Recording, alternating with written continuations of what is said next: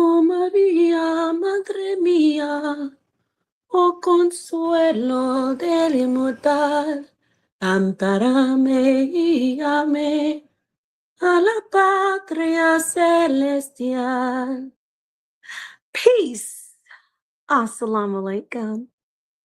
Hotep, namaste, jambo, ashe, shalom, shalom, yatahe. All the greetings of love and light to the darkest minds of the light. I am Napasha Dot. It is Gemini season. Shout out to the Geminis. But really, I needed to go live and talk about listen, when I have the moment, when I have the time, whether it's late or not, it's early somewhere in the world. I need to go live and I need to talk about the sons of God, the naming of God. I talk about, hit the like button, please. Please share. Come on in. 1, 2, 0. Come in. Watch it in the playback. But we need to talk more about this sons of God and the different names that we have discussed while I discuss this series.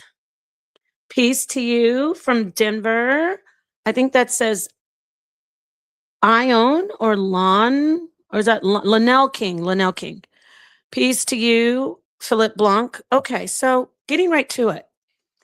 If you've ever heard any of my teachings, oh, and by the way, I dedicate this to several people, but especially Sonnetter, because he needs to sit down in my classroom again. And this isn't a diss, but he's back trying to talk to me and challenge me about things that he needs to just study a little bit more. Not saying that anyone is not intelligent, but he and others need to really study when they're approaching religion, when they're approaching different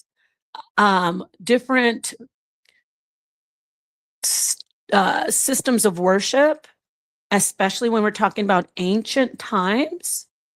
We need to approach this in a way where our minds are broad.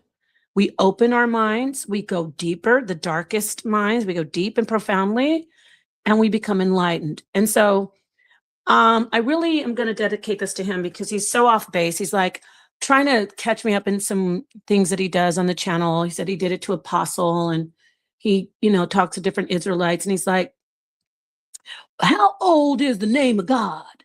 And right there, I said, Senator, that tells me you do not look at any of my lessons. I don't know why you don't, because I'm literally talking about the naming of God's different systems of worship in ancient times. Canaanite, when we talk about that in the Ugarit, we see the worship and the naming of the god El, and then we go into the Hebrew, and we see that name is shared. That name has been adopted, or what, if you want to say, borrowed. People in different, very starkly opposed systems of worship. We have polytheistic Canaanite worship, and this is Sonnetter. I'm talking to you, but I'm talking to Kassad and everybody who, really gets upset when I bring these things up or they don't want to listen. They don't want to listen to what really was happening and what happens now with worship. So to the darkest minds and to those who are just coming in to listen, sit down and see where I'm coming from. And I'm not just going, this is going to be more about how I teach and my philosophy. However, I will be giving you some references with some particular, scholars and teachers that you can go and read up on and read their philosophies and compare it to what I'm saying and form your own philosophy yourself, So if you've been around, you've heard me say, we all have our own conceptualization of God. That word, conceptualization, is important. Conceptualization. Our own conceptualization of God. Now, some will say, well, conceptualization, so that means that we created God. Some will say that, especially Sonnetter said something like that tonight. And a lot of atheists say that, and that's okay. However, Peace, new mind. I'm going to just call you new mind if you don't mind. New mindset. John Doe. Okay, so this is going to be, we're just going to take this one step at a time. Hopefully we won't have somebody come in like our brother and crash out when I'm just showing you the philosophical side of this. So when I say our brother, I didn't want to name anybody to get triggered, but this isn't a right or wrong. None of these topics are right or wrong because we're talking about philosophy. When we discuss gods and when we discuss the belief of God, that is not, you're not going to be someone's 100% right and someone's 100% wrong. We're discussing God and worship. Now, when we talk about the historical evidence about the naming and how the people named the God, there is a right or wrong. But when we're talking about thank you, Philip, when we're talking about a worship system, now we can sit back and kind of relax and just listen to each other. And you guys can listen to me. By the way, I will drop the link. Peace, Immortal Dragon. Yeah, definitely see the darkest minds of the light joining, listening. Let's go ahead and get into this. Okay, so conceptualization is, why don't I get the definition? I just thought about that. Yeah, we know what it is, but we're going to get the actual definition, right? When you conceptualize, what are you doing? Well, one thing you're doing, which is, I love this topic, is you're using your consciousness, right?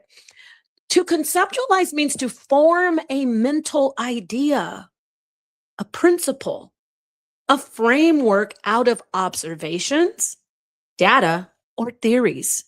It involves the cognitive process. See, we're getting into our consciousness, because we're observing, and then we're going to form our mental idea, our principles, our framework, our beliefs, our faith. Everything comes from our conceptualization. It involves a cognitive process of breaking down complex information into an understandable concept or mapping out a plan before it is executed. Now, so we see conceptualization is to form mental ideas, principles, frameworks, beliefs, religious beliefs. Yeah, we're conceptualizing God. Peace, Ben Eaton. All right, so far, we know that we're conceptualizing God. Does that mean God isn't real? See, an atheist would say, see, you created God. Did I really? Because if I want to conceptualize what it's like to climb Mount Everest, does that mean Mount Everest doesn't exist? Of course not. So, got that out of the way. But atheists, if they want to use that and say, see, it comes from your mind. Not exactly. We are conceptualizing God. As we do so, now I'm going to get into some information with one of my favorite authors, one of my favorite teachers, Julian Jaynes. Yes, we're going to talk about the bicameral mind, because his philosophy really helps me explain to people where I'm coming from with my personal conceptualization and my system of worship, and how I have a philosophy on God and worship, right? So I'm going to show you some stuff and kind of touch on the book, the teachings of Julian Jaynes. But before I do, I want to just say this again. We are conceptualizing God. Atheists hate when I say this, but even when you reject God, you have conceptualized. What is your conceptualization? Is that God is not real. So you still have a conceptualization of God. You have decided God is not real in your conceptualization. Going back, now we're going to dial back. Come on, everybody, we're going to get in the time machine, and we're not going backwards on the timeline, but we're going to get into the mindset of ancient times. Ancient times, according to Julian Jaynes, people believed their consciousness was different. Their minds were different. He teaches about a bicameral mind, 2 rooms, basically, right? We know that we have a left brain and a right brain. So I'll just read a little bit from the Julian Jaynes Society about the way he teaches about mind, and then I'll go into what I say about God. Early on, we were not even approaching God, the concept of God, as we do today. So let's see if I can pull up this particular. Let me get this. I didn't even, you know what? I didn't even read this, but let me just get this overview. And then I promise, if you guys are okay with this, I'll read from the website. I'm going to read the overview. All you have to do, you can do this yourself. If you don't have the book, if you don't have the book that I'm talking about, The Origins of Consciousness with Julian Jaynes, definitely please get it if you're interested in this, if you have any, even the slightest interest in consciousness. But Julian Jaynes in 1976, he proposed in his book, The Origin of Consciousness, in the breakdown of the bicameral mind, he proposed that God, our conceptualization, was not originally an abstract spiritual concept. Instead, he argued that ancient gods were literal auditory hallucinations generated by the right hemisphere of the human brain and then obeyed by the left. Jaynes revolutionized how we think about the historical development of religion and the human mind. His concepts regarding the bicameral mind can be broken down into three main pillars. Again, this is an overview. I suggest you really listen to his work and really get the book, read his book, listen to his lectures. Okay. Visit the website. You know, they have the Julian Jaynes Society. All right. The bicameral mind. Jaynes argued, let me make sure you guys that I'm coming in clearly, because you know how that goes. Can you hear me clearly? Am I coming in clearly? No? Yes? Going to listen on your concepts, trying not to simplify it into tribalism or culture? Sure. That's fine. Okay, so I guess you guys can hear me. So let me just keep reading. All right. Jaynes argued that prior to development of the reflective, introspective consciousness, see, there's a different consciousness 3,000 years ago, approximately, right? He argued that humans possessed a two-chambered, or, as he puts it, a bicameral mind. The right hemisphere acted as a silent executor or memory bank that organized life experience, societal commands, and tribal wisdom. In times of stress or decision-making, it would send directives across the brain's connecting fibers.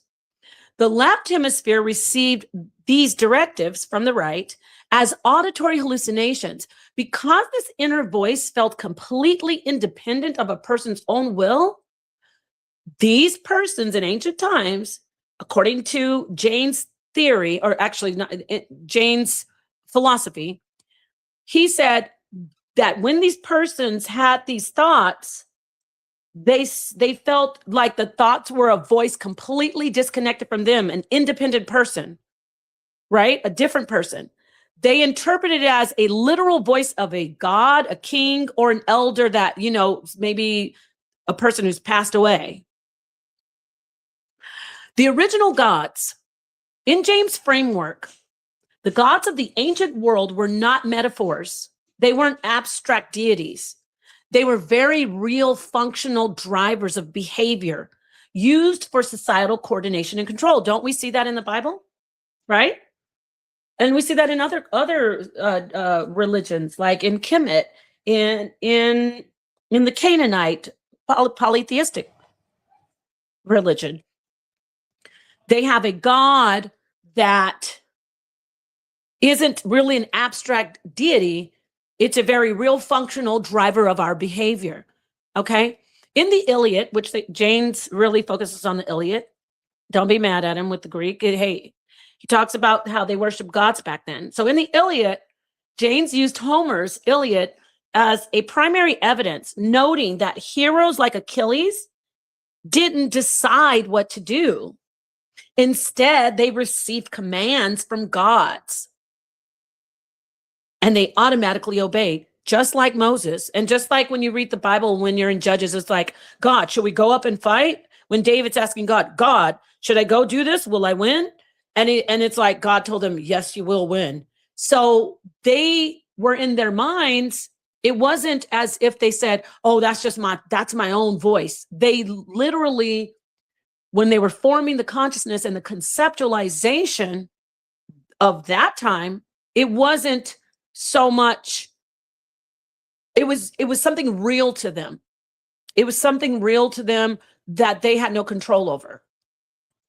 With idols and statues, James suggested that idols, ziggurats, and grave goods, like things they go to work to present to the gods, like to offer up, all of these things were utilized to maintain the presence and the authority of buried elders or kings, keeping that voice that they heard in their mind of the leader or the god active in the society.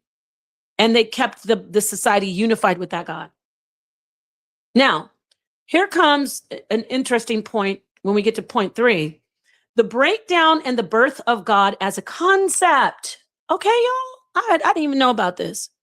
I mean, I knew about Julian Jaynes, but I didn't know that the AI overview would even talk about this. So great.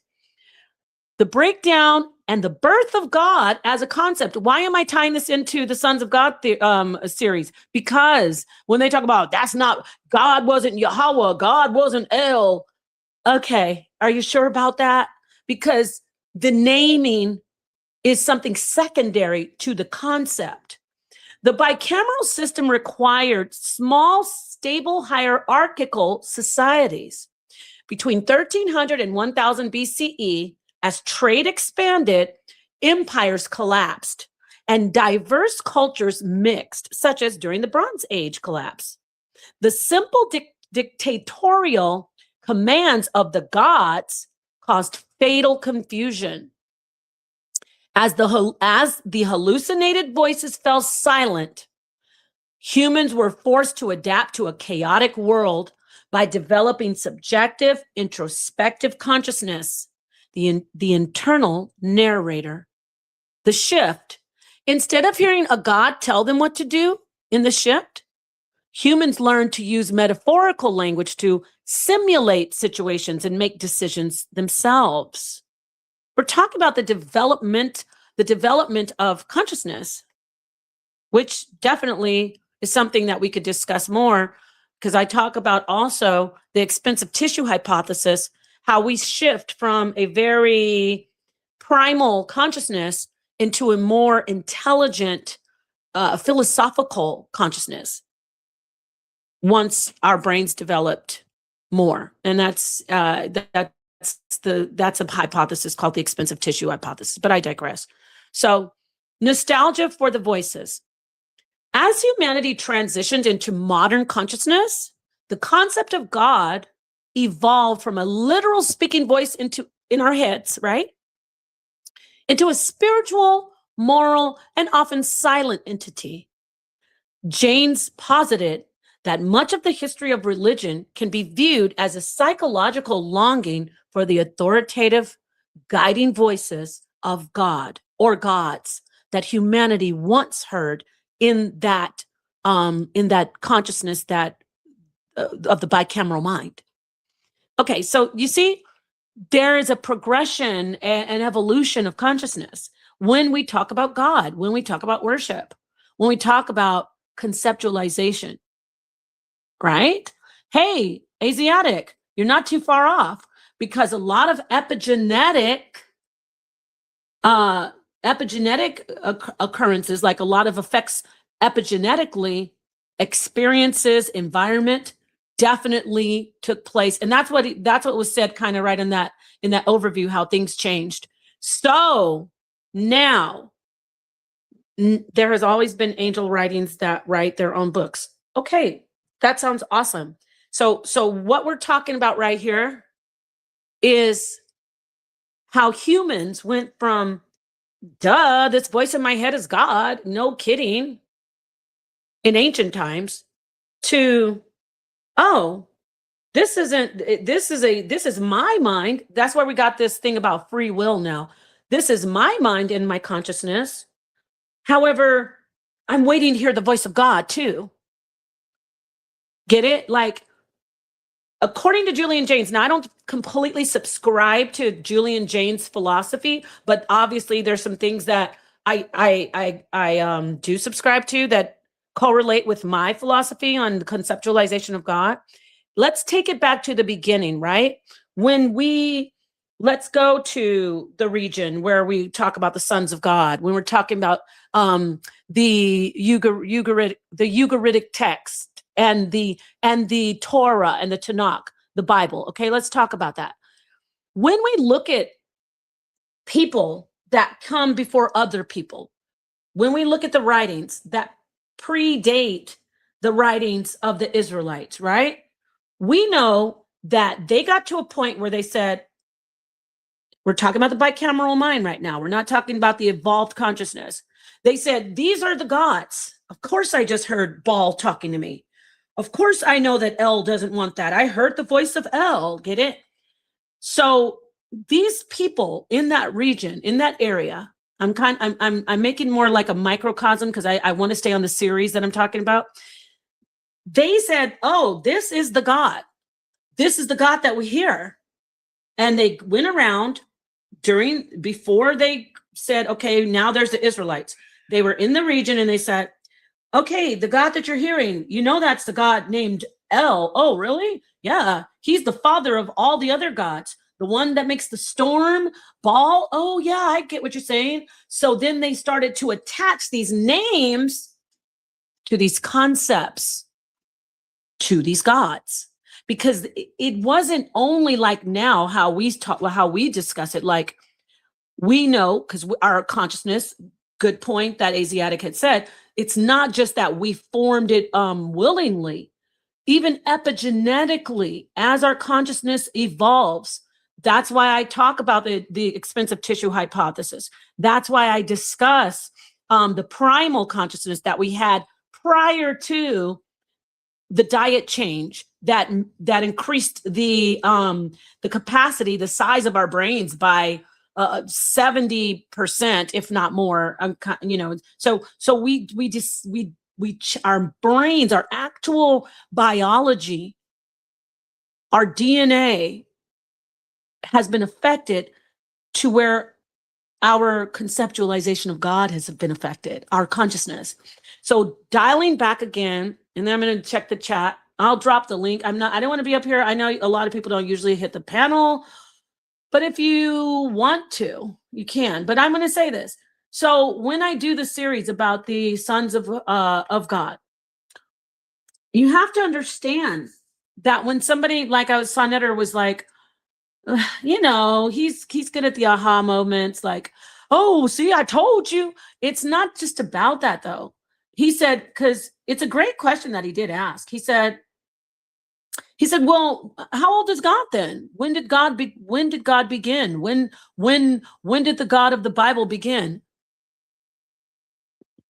Remember when I said at the top of this stream, we conceptualize God, even with the bicameral mind, we can call that a type of conceptualization, right? It is.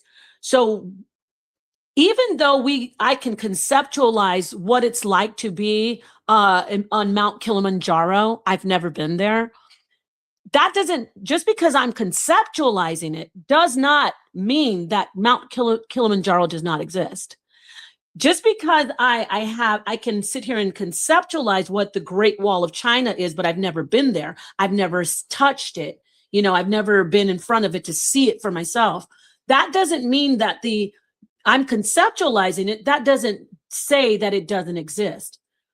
Got it? So we are conceptualizing God. When we go back to these times, these ancient times, when we talk about the sons of God, not only was there a conceptualization, and we're talking about consciousness, and I do want to get into talking about panpsychism in a minute to kind of tie it into all this. It might sound a lot more pseudo, but hey, I'm still going to show you. When we talk about that time and how people around the world had so many similar stories, from the creation story to the stories of the God El and then the sons of God. That was also Kemetic. People can say, well, they're so close in region, but no. When we look at the Vedics, when we look at the Hindu stories in the Bhagavad, in just say the Bhagavad Gita or all the different holy writings, there's a main God that is so similar to the lesser gods. Of course, did they do trade? Yes. Did they kind of get familiar with each other? Of course. However, that still doesn't say that this collective consciousness, this panpsychism, this the universal consciousness or universal mind of God is discounted. You still can have a region of people saying, this is what I see. This is how God is. There's a father, there's a mother, there are sons and children of God. Get it? People say, duh, everybody has that. Bingo. Bingo. You know how we say we anthropomorphize God? We can't help but do that because God is a reflection, or we are a reflection of God, vice versa. So in our conceptualization, going back to ancient times, these names come second to what we knew, which was there is one God, and then that God has, there's a hierarchy. There is one, and then there are many under one, or there's one with a mother, or you could call it a consort, you can call it a wife, because we see it is mirroring our lives. It is a conceptualization of what God is. So when we look at that, we say, okay, before I can fight tooth and nail to say that the Israelites never were calling their God El, I can't dispute that there was one God before those gods were named and before we put human characteristics on these gods, anthropomorphizing these gods. Before I conceptualized God and locked the names in and then wrote the names down, there was only one God. Where am I going with this? This one God that is El in the Ugarit, the one God that is the father of all gods in a lot of the different Kemetic writings, when we talk about Asar, and we talk about Ra, we talk about Amun, all these head gods, right? We still are only conceptualizing one God. Do you understand? There still is only one God at the root. And the one God that we're conceptualizing, are you ready for this? Please listen to this. Asiatic, please don't make me laugh right now. Okay, are you ready for this? The one God that we're conceptualizing is because there is a God that can never be conceptualized. And that is why I say unfathomable God.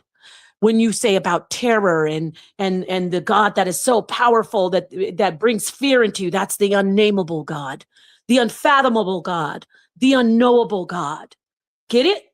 So the wild part is, if I could just see who you are, I'll let you on, GD, and you could turn your camera up, but I just got to make sure who you are backstage. Okay, great. So the one God that we cannot conceptualize because that God is unfathomable, we are actually conceptualizing that God. And from there, we're putting names on the God. But isn't it interesting that there's so much matching? Like we've got the one God, and then we got the sons of God. We've got the daughters of God. Yeah. So I just wanted to point that out from the beginning, how we conceptualize gods. What would you like to say, GDN? Let me take this down so we can see you. Okay. Peace. Come on in, top boy. Okay, so what would you like to add? Can you hear me okay? Yeah. Shalom. Shalom. Peace, everyone. Can you hear me okay? Yes. Okay. So I appreciate the your scholastic study and backing it up with scholarly references and sources. I had a few questions for you because I've been watching your series on the Bene Elohim and everything. Mm-hmm.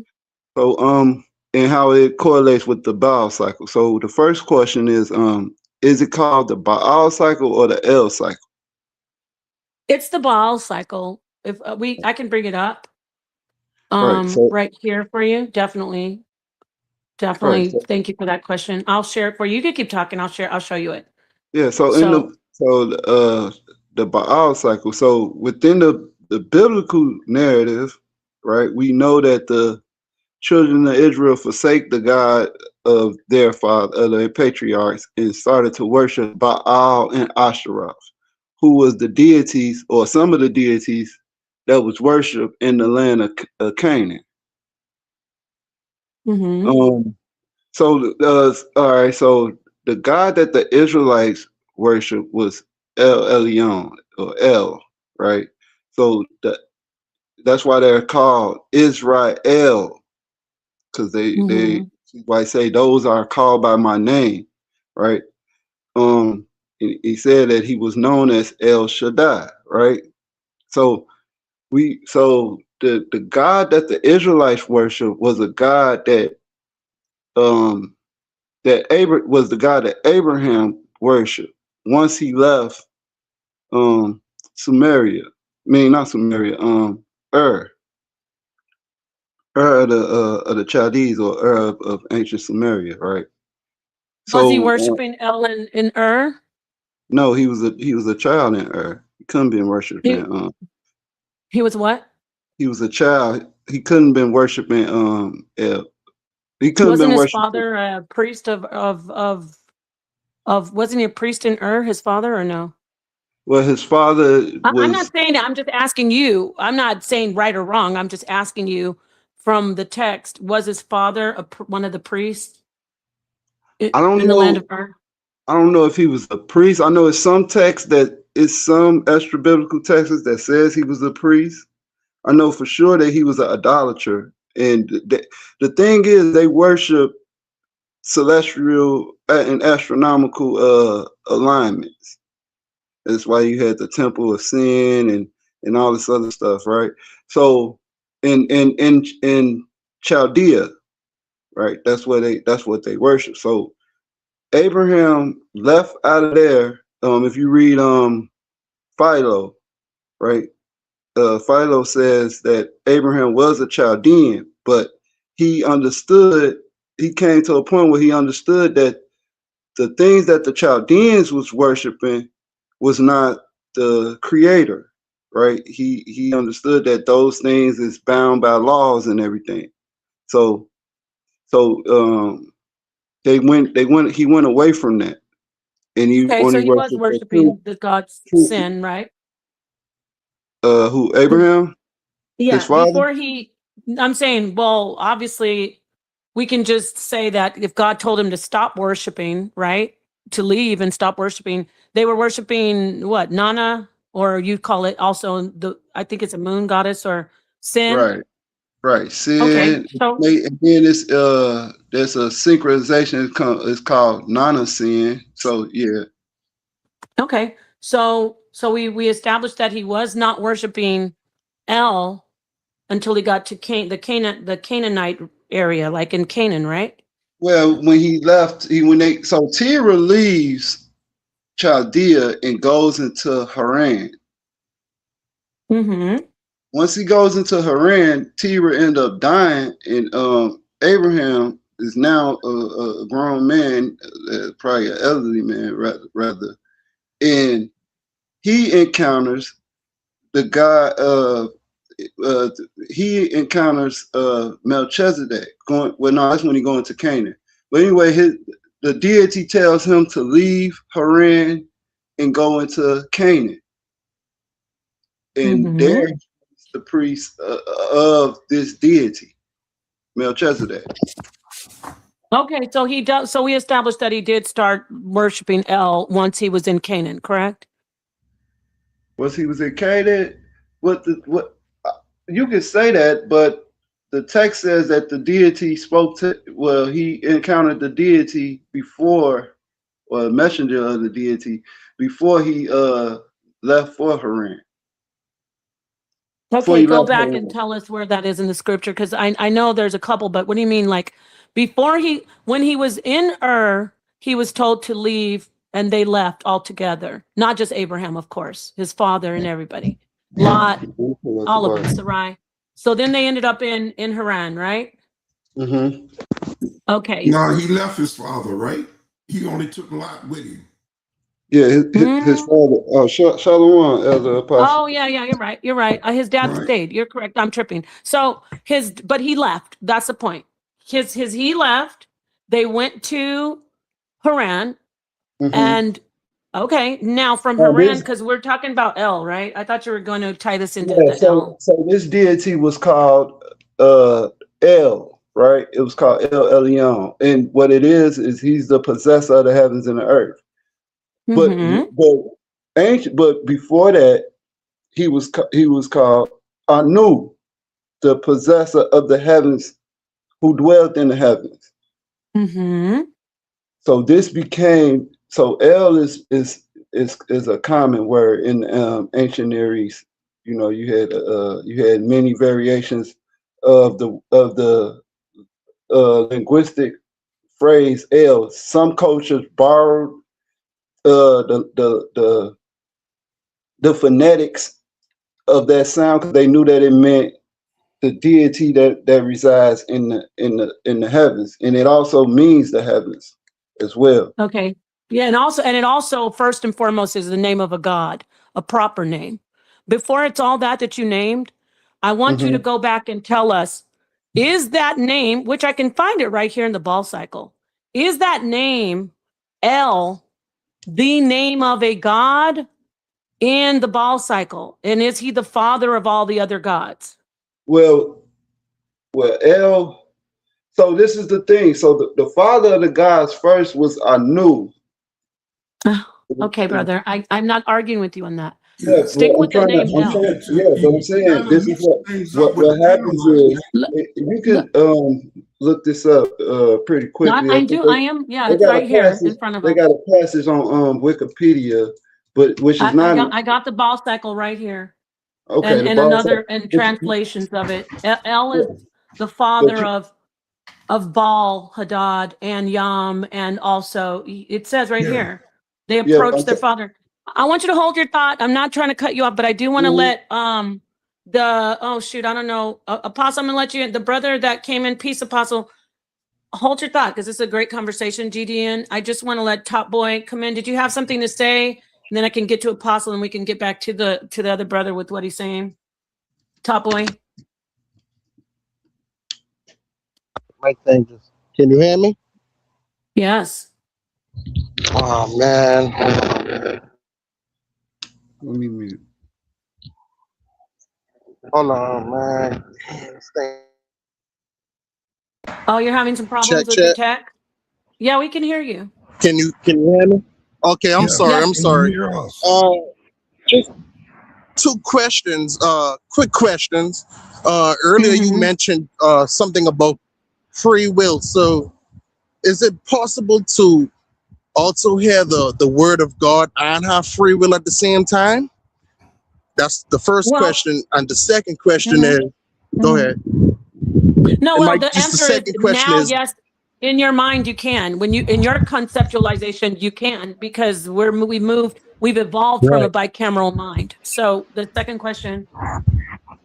And the second question is, because you kind of just answered it. My second question was, isn't free will a form of conceptualization?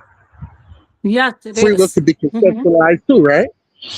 Of course, 100%. But see, that's why when you look at Julian Jaynes, and it's not just about Julian, a lot of different, there's some places you can see not just Julian Jaynes, but that's one that's very commonly accessible there. So that's why I'm quoting Julian Jaynes.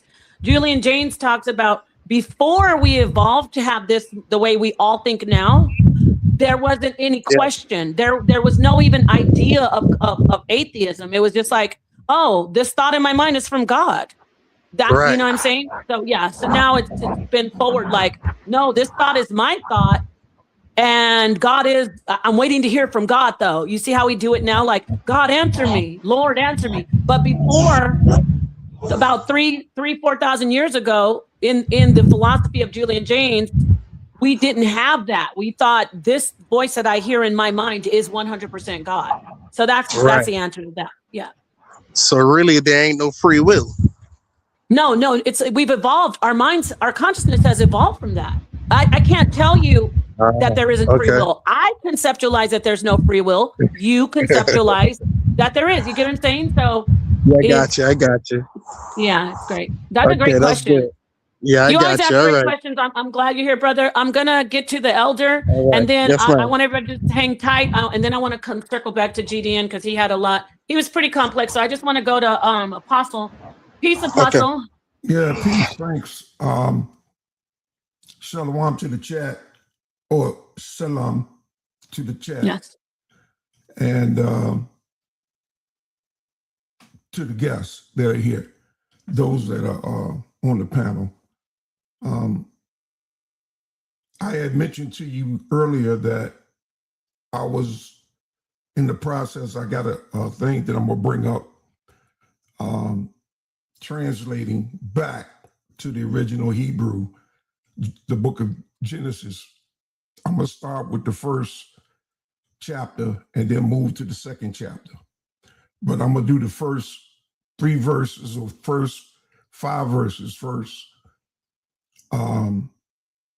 And I'm doing that for a reason, because my brother just mentioned, he broke down the word Israel. But we know originally we didn't refer to ourselves as Israel. That's a translation from the Greek to the English, Israel. Mm-hmm. The Egyptians at one time referred to us as the Amu, although we never referred to ourselves as such. On their walls, is written, when Abraham, they got the translation off the walls where Abraham visited Egypt, and he was called the Amu, identified by the style of clothing that they wore. I'm gonna bring that forth also. So the problem with it is, now that we have the Bible and we're reading it in English, we must first understand that God's name, his original, the Most High's name, has been removed from the book. And in the Tanakh, you see the word Hashem, which means the name. Ha, article, the name, Shem, Hashem. So if we're fortunate, whenever we see the Tetragrammaton, if we're fortunate to have a translation and we can see the Tetragrammaton, we know God's name was originally there where that Tetragrammaton is, or where you see the word Jehovah. You know the original name of God is there. I talk slow, so forgive me. And I had 1 or 2 beers, so 1 beer anyway. Go ahead, Apostle, you're fine. Yeah, just bear with me. When we look at the Tetragrammaton, the YHWH, we know when we look at the original Hebrew, I'm not talking about the moderate, and I'm not against the moderate for those that speak it. I just don't understand when we have the opportunity to read or to study something that our forefathers had, why do we resort to accept what these other people have who we know has stolen our identity. We know they've stolen it. And we know they couldn't speak our language if we set them down and taught it to them. They wouldn't be able to speak it. The Greeks couldn't speak it. That's why we got the Septuagint. Their vocalization wouldn't allow them to say the words because they can't speak without vowels. But our language is a language without vowels. And some say that's impossible.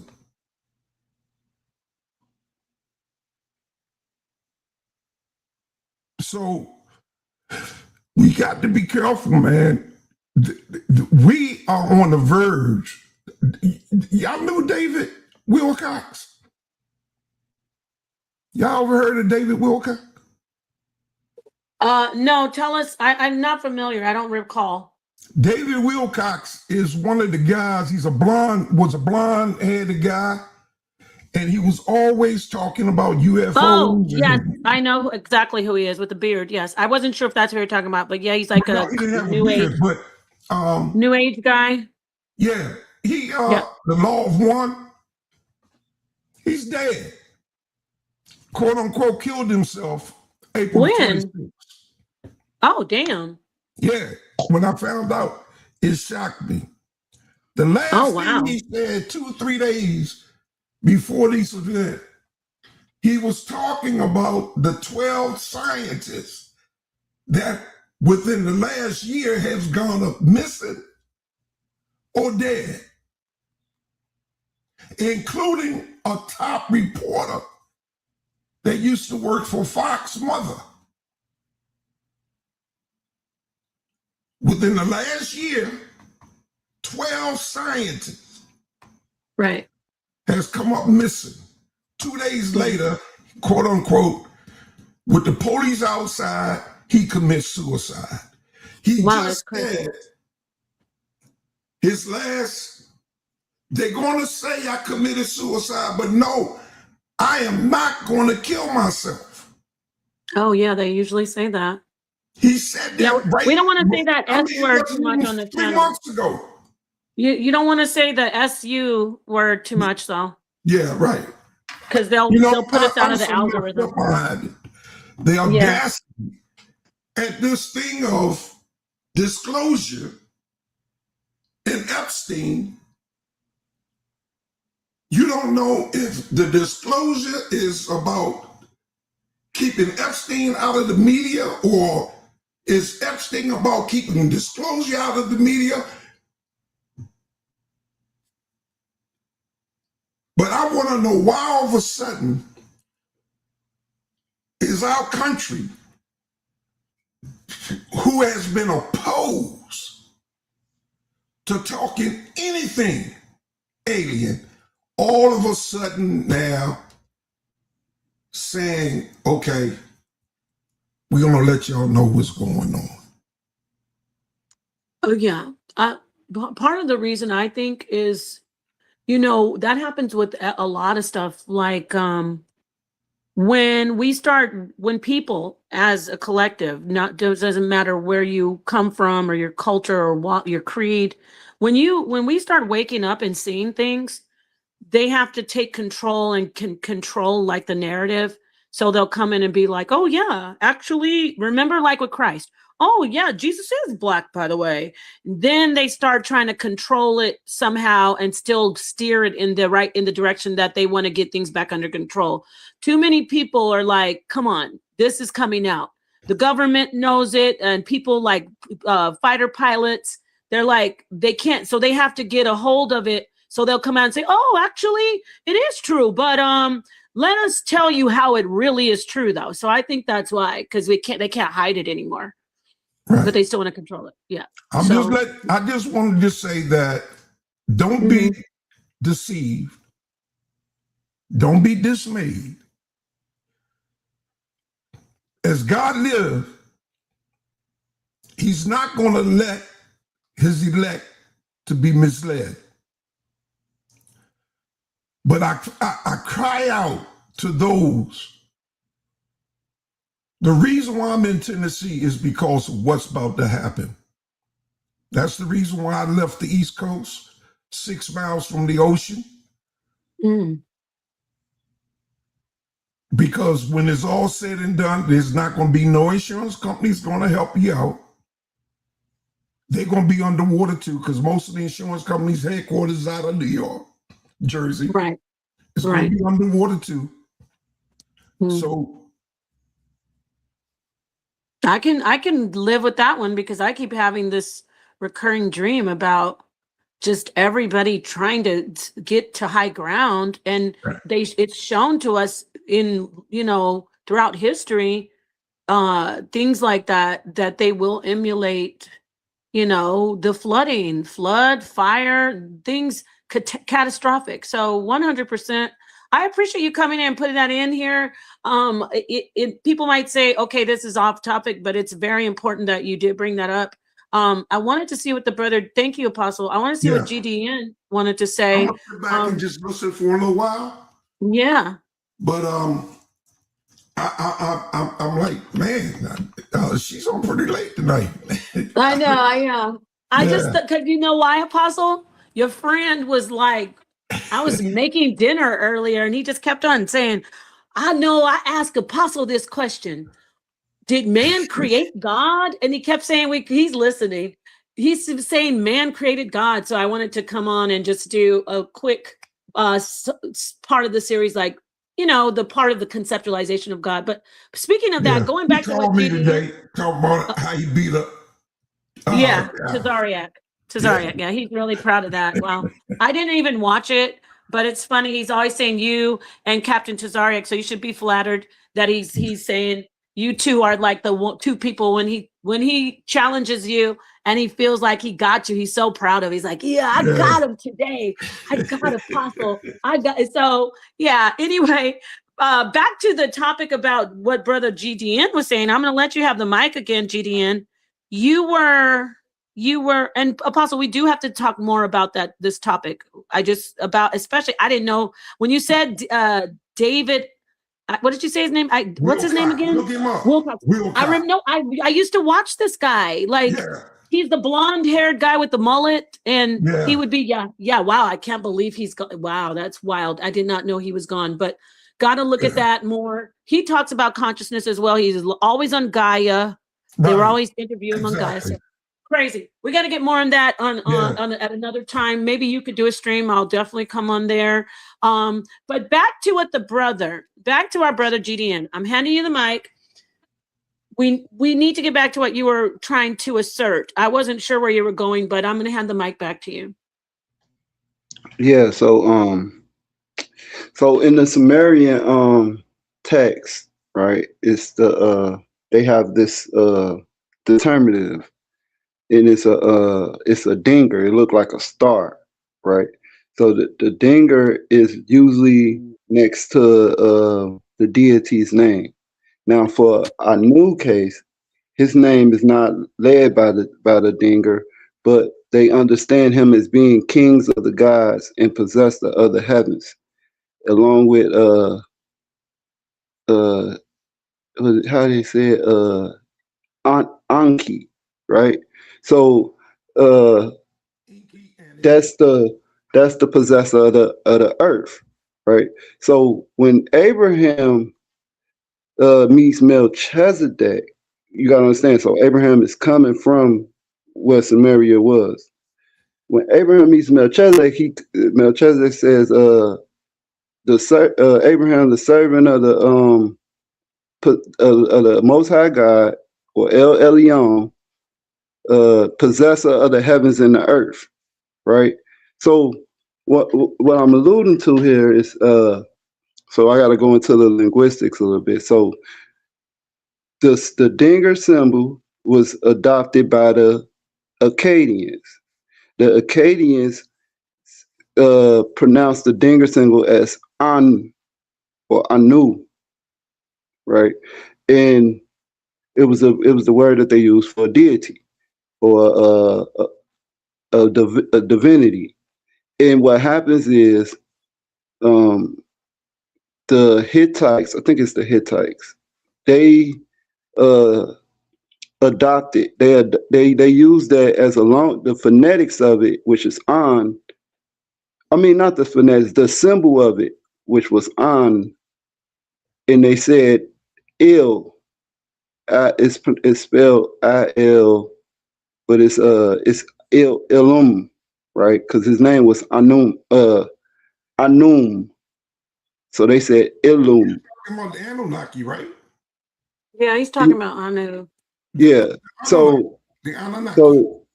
So the Hittites said for their they said Ilum.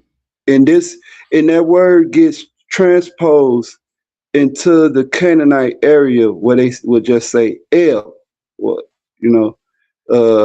with the olive and the lameth, or the the olive and the lameth. So that's that's how it goes. It's a cultural continuity going all the way back from ancient Sumeria, where Abraham is taken from, and he worshipped the true God, which was who dwelled in the heavens, the King of the gods. You notice in the Bible it say the gods of all gods, right? Yeah, but you're kind of okay. I just want to kind of walk it down a little bit clearer.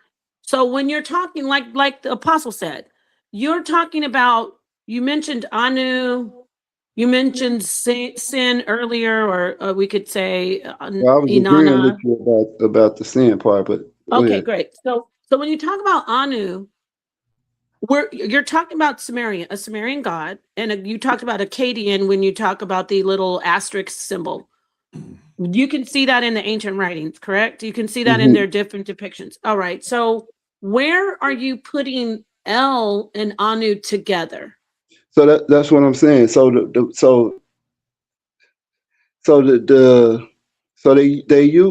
adopted the symbol, and then the phonetics of it was on, right?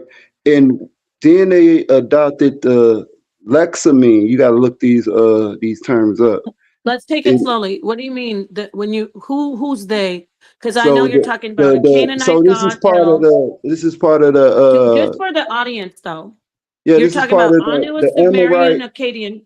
I just want to say this a little bit just to clarify. You're talking about Anu, a Sumerian god, Akkadian god, and then you're talking about El, and a Canaanite god, correct? Well, Baal is the Canaanite god. Baal and Anath and Ashtaroth. Those are Canaanite deities. So why is El the father of Baal in the Ugaritic myth?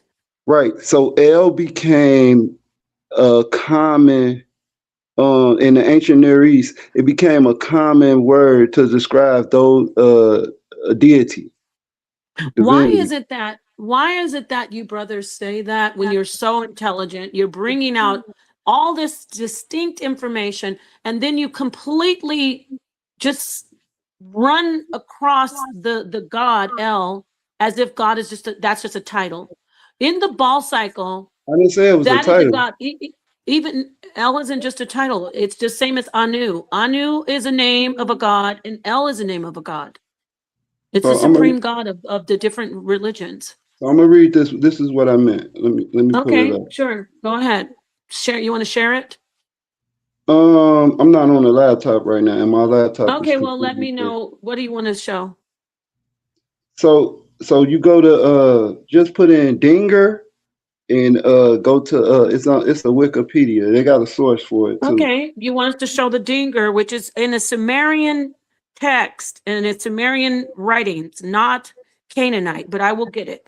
But yeah, but I'm going to show you that. But we know that in the region of Canaan, it was different types of people there, and we know it was a Amorite expansion that went into the land of Canaan. Wait, so say it again.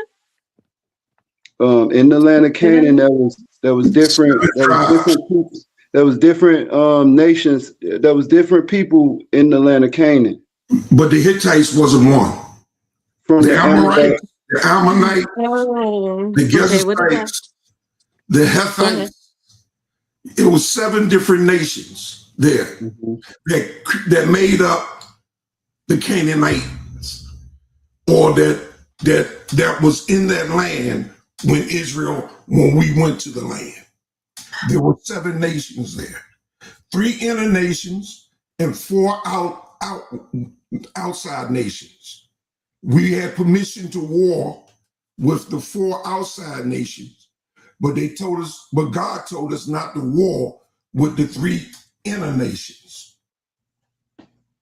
Okay. So Thank you, the Apostle. Canaanites, the Moabites. Okay. So read that second paragraph right there. Thank you, Apostle. That's Okay, what I'm gonna so leave it to. did you hear what he said? You don't want to acknowledge that yet, right? You don't want to Well, challenge that. We want to stay on track. It was an Amorite expansion where these Okay. different tribes went into the land of Canaan. Okay. Here's the dinger, and I can click on that. Let me see if people can see it. The Dinger or Dinger. The reason I'm familiar with this a little is because I was doing some research on the star of David, and where is it? Oops, my bad. So let's share the screen again. Where did I just have it? Oh, there it is. Okay, so can you see it? What Yeah. is this? Oh, this isn't it. Nope, that's wrong. Sorry, y'all. Let me get back to it again. I just had it up here. I wanted to show the picture of it. That's why. I think this is it. Let me show everybody. So this is what the brother is referring to, right? Am I right about Right. that? I don't want to. Okay. Yeah, that's the Dinger. So when you read, so in that second paragraph, I'll get to that. I just want to show everybody right here on the cylinder seal from Mitanni, 16th to 14th century. There it is, right there in the middle. Okay, so now we'll stop sharing that, and I'll get back to what the actual literature in Wikipedia that you want to go refer to. Okay, so here is. this is the best. This is the most easy way to describe the linguistic transmission of the loan words. Oh, right. Okay. How you get L in Canaan. Yeah, from Anu. Yeah, it's trying to tell you. Okay, go ahead. It's up there. I want to see So this. it say the Sumerian cuneiform sign. It's talking about the Dinger. The Sumerian cuneiform sign by itself was originally an ideogram for the Sumerian word on, meaning that it represented the word on, or sky, which is translated as sky Heaven. or heaven, right? Mhm. And it says its use was then extended to a logogram for the word Dinger. So the phonetic sound of on was then used as a logogram. So a logogram is like a determinative. It's a logo. Gotcha. So on. Okay. For the word Dinger, which means God or Gotcha. goddess. In Yeah. the supreme But it deity came of from. Sumer. But wait. Hold on. Walking down slowly. But it comes from a proper name of a god, correct? It means the sky or heaven. Oh, so there's not a god named Anu in the Yeah, Sumerian? so it's trying to get to that. It's trying to get to that. So we agree that it comes from the god, the head god of that pantheon, correct? Oh, yeah. Okay, go ahead. So it says, in the supreme deity of the Sumerian pantheon, as you said, Anu. So it's both, right? So it represented the god or the goddess, and it also represents the supreme deity of the Sumerian pantheon, Anu. In a phonogram for the syllable on. So it's it's also a phonogram, right? This is like say that it's how like the word L is transposed throughout all of the Near East, right? So it's the phonogram is phonetics, but this phonetics was represented a deity, which was on. Now watch. So now it says in Akkadian cuneiform took over all these uses and added to them the logographic reading for the native Elohim. And from that, a syllabic reading of ill. Right. So this is how you get El. Gotcha. And So then it says now, in the Hittite orthography, so in the Hittite writings, the syllabic value of the sign was again only on. gotcha. So even Okay. so when they say El, when they saying El, they're referring to the deity that resides in the heavens, or the Anu. So it's on El. It's a dialect thing, but it It's was a a what? phonogram. No, It's a it wasn't a dialect thing. phonogram first. Let me walk you down and ask you questions. Okay, go Where did ahead. this Go ahead. phonogram come from? Where did it come from? Where did it originate? Where did they get this phonogram on from? From the Sumerian. From the Sumerian what? Sumerian, from the Sumerian, the name of the Sumerian god Anu or Anum. Got it. So that was the actual name of the god, correct? Well, it was, yes, and yes. It also Thank meant you. the sky or the heavens. No, it No, translates to no, sky and heaven. no, It didn't. no, Yeah, go ahead. Go ahead, no. It's Apostle, right but I'm there. going You to can get read back on it. this You can after. read it and comprehend it. No, It's it right there. doesn't also mean sky. It translates to sky or heaven, but it's the name of Read the that, God first. but read. Brother, The word, wait, yeah, the wait. word inky Okay, or let's get, Emil okay, represents sky, and inky represent earth. okay. So So, yeah, the thing is, I don't trust Wikipedia. No, I got another source. I'm This gonna no, is it's go what okay. straight We to just the wanted to explains show it the Sumerian basics. writing. easier. This If is I'm gonna basic read about information. this, I'm gonna go straight to the Sumerian cuniform. Can I If read you this can, last part though? you can get that and read it for yourself, and you don't Right. have to read a secondhand. Because It's this is okay. secondhanded coming to you Yeah, now. he They just are wanted to show the explaining digger. what the Yeah, Samaritan cuneiform writings are explaining, and you can just look that up for yourself. Okay, so yeah, thank you. yeah. We No, will. I The have. What I'm concept. saying, Can I read the? this is let me just explain this. This is the Oh most simplest God, way of explaining it. no! I That's have why to. I You've went said a here. lot. Yeah, Before we go off the rails, I want to get back to stuff you presented. Go you ahead. do Okay, know this is just a quick. they This say is a quick. Anu was king for Hmm. 37,000 years, right? It doesn't matter. I'm not going to follow the. I mean, it's not to Right. say it's not right what you said, Apostle, but I don't want to get off the point where he and Kathad and a lot of other people, I don't know where your position is, Apostle. They always want to act like, oh, it's just a phonogram. That's all it is. It came from the name of a god, and that god was worshipped. And You're right. why we're even so you admit that this is a name of a god, and let's keep reading. When I said it doesn't and mean, you said Anu also means God, it means sky or heaven. No, it can be translated as, but it's about a God that's supposed to be above all and residing in the heavens. The concept of divinity in Sumerian is closely associated with the heavens. See that? See that right there, my brother, even though it's Wikipedia. The concept, remember we talked about conceptualization of God? The concept of divinity means the concept of God. The concept of divinity in Sumerian is closely associated with the heavens. Henceforth, when you use the name Anu, it can also be synonymous with sky and heavens. But we're talking about a God that resides there, as is evident from the fact that the cuneiform sign doubles as the ideogram for sky. That's where you got that from. See, you are right when you're talking about, when I say right, you're like, oh yeah, it's also means sky, but the root of it is about a god, an actual god. When you say on is just it's a phonogram, but it comes from a god.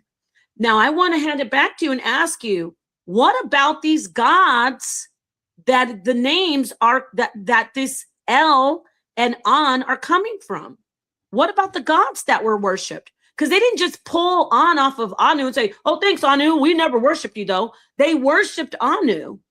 They worshiped Anu. So they wanted to put the name of their God on everything. Like even in Spanish right now, you say El Toro, the bull. Or you would say in French, la table. La and El are names of gods.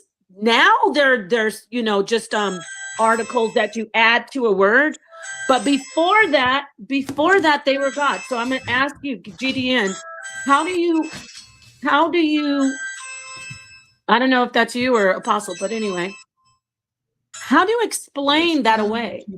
How do you explain that away? I want to hear from you. I know I said a lot, but how do you explain away that they were actually names of gods and they still are names of gods? They still are names of gods. Go ahead. Right, right. That's what I'm saying. So what happens is the word "on" or "anu" it gets simplified and get transposed to other uh Amorite and Hittite nations and they say El, but when they say El, they is referencing On, the father of the gods. Wait, stop right there. So you agree, because that's what we were talking about in this live, that the name is changing, but there's still the God over that pantheon. The God over the pantheon is not just it's not an article or an anagram, a phonogram. You're saying it is the name of a God over a pantheon, and it went from Anu, and then they started saying El, correct? Or no? Mm-hmm. Peace, Yeah. Apostle to go. So now, So when they say El, they are referencing Anu. when they say El, they're referencing Anu. Gotcha. So when they say El, they're referencing Anu. So when they say Yahweh, are they referencing El and Anu? So now so I don't say Yahweh. That's just me. I say the name that was given to Moses, which is Ahia. But that's another story. So when they say Okay. when they say the Gotcha. Tetragrammaton, that's this a name that also, well, that's a name that represents the I want to say the representation of the chief deity El. Okay, wait. I get it. And the chat is on point, but I'm entertaining his thought. I agree with you, but the brother is El is not saying, on y'all crazy. no, because you are going into on, and you found something where he says, oh, look, here's now it's ill. Oh, and ill, we know ill becomes El. But those aren't the same gods in the sense that two different groups of people worship that God. The Sumerians worship Anu, and then when we get to the Canaanites in the region of where the Israelites are, they worshipped El. And they were different gods to them. Now, according to my lesson today, it's the same God. But when we're starting to talk about making distinctions, because we have tribalism and things of such, and we have xenophobia and things of such, and they say, your God is El, my God is Anu, we don't like you. Get it? Oh, well, your God is now Yahweh, and now your God isn't even El anymore. It's like, that is what happened. Can I ask you a question? Yeah. Can I ask you a question? So Yeah. within the biblical narrative, does the deity, the tetragram, does he ever say, don't worship El? The God in the Bible, according to the scripture, I've never seen anything saying don't worship the God El. Right. You see it say don't worship Baal though, right? Yeah, yes. And that it does say that, yep. Right. So that was the point, that the Baal, but do you the point is this. Baal is not El. El is Anu, who is the chief deity, the father of the gods. Well, let me share this for you, because I have an encyclopedia here too. Yeah, you can have that, and I'm going to get the actual. This is the ancient Near Eastern text. This is a copy of this translation. Okay. Damn. Oh man, I was going to share this, but I lost it. So what I was going to share, I'll get it back up. Why is this not, something's going wrong here. What I wanted to share was, are you still there? Yeah, I'm here. Okay, well, I'm gonna get it. But what I wanted to share was the actual writing that says El is the God, the father of Baal.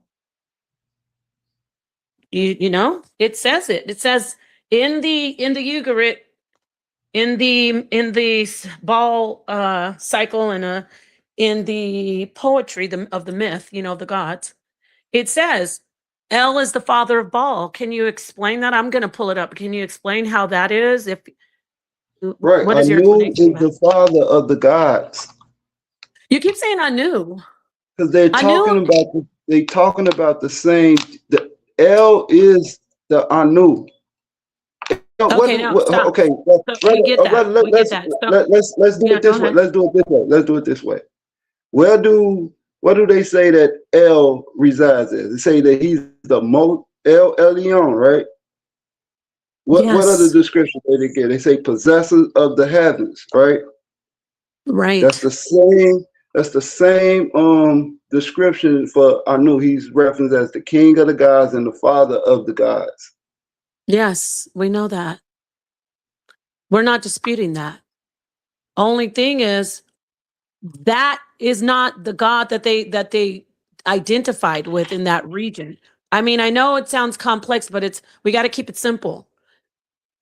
That God wasn't the God identified with for the Canaanites. When they wrote it in the Ugarit, they didn't say the God Anu. They said the God El, the father El. You know, Canaanites that's is what it is. writing in cuneiform, right? No, that would be the Sumerians, right? What you just showed when we went up to the Dinger, that's the Sumerian. The Ugarit is cuneiform, correct?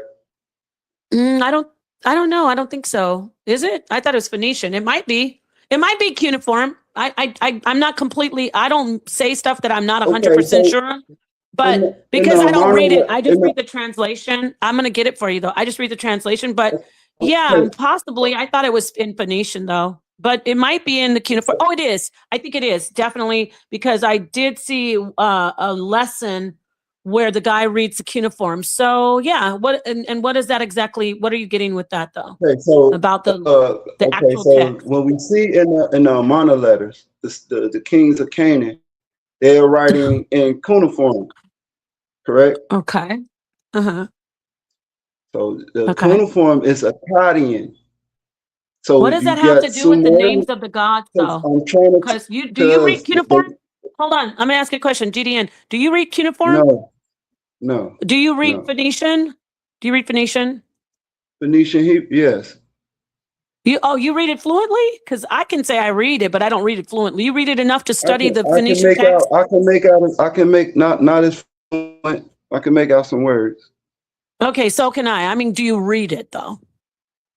Can you Not sit as down and fluent, read? not as Okay, fluent, great. no. So for you to ask me about the I cuneiform, I need don't other listen. tools. That's I need great. other tools So to do I. probably do that. And so do I. I need English. So back to the fact that there's Anu, which is a Sumerian god, right? You agree with that? Mm-hmm. Then there is the Ugarit, right? And that is what god? What god is that The in that Ugarit is writing? written in cuneiform. It's written in the same. It's No, written in what the god is same. it? What god? You keep going into what is with this wild? I appreciate you being up here, but I want to understand the block that won't let you say, oh yeah, actually that's El, that's a Canaanite god. What is No, the the Ugarit. Ugarit? Go ahead. I'm saying what's the god of the Baal cycle that's written, that's translated into English? You say it was in cuneiform, and I'm gonna agree with you. I mean, I don't know. Is the I glitched. deity in the Baal cycle. It's plenty Okay. deities in the Baal Who cycle. is wait, Baal, no, sir. Who's the hmm, head god? Sir, who's the head god in that? Who's the father? The they one that you keep saying Anu, they the reference him sky, as the white guy. El, What is his name? Wait, what is his name? El. El. Thank you. So Now, here we're on the same page. El is the head god in that pantheon. Mm-hmm. Before Hebrews started saying El Elyon is their God, correct? Before Abraham was calling on that God was already established in that Canaanite culture, correct? Hell yeah. Okay. El yeah, great. So I'm trying to get this back up here. Right, here it is. Let me get it. So if that's the case, and you know that is the name of the God, correct? Of the Canaanites. And it's also like you said, no God, there's nothing in the Bible saying don't call him that name. So the Canaanites worship Baal. We see this in the text. This is what the Bible do. The Bible capture things that's going on in the Near East. When it goes into the land of Canaan, they begin to worship Baal and Ashtaroth. Yeah, see how you're easily saying that? If they worship Baal, where did Baal come from? What religion did he originate from? What you mean? The Canaanite, but you got to understand the Canaanites is different nations. It's different nations in there. Like if you read book of Joshua. Why won't you? No. Don't do that. Don't wander away, my friend. Don't wander away. I asked you a question. You're saying Baal. You have no problem saying, see, Baal is there in the Bible, and God said, don't worship Baal. So you see how you're saying Baal is an actual name of a god, and you're actually saying to us that Baal's in the Bible? Did Baal come from the same pantheon that El came from? Yes or no? Yeah, Baal is I think he's one of the children of one of the 70 sons of El or something like that. I appreciate you for saying that. Thank you. So with that understanding, that logic, we're right here. I don't want you to veer away. You know, and you agree that Baal is the god from the Ugaritic text, from the cuneiform that you say. Okay, I can't read cuneiform. I can only read the English translations.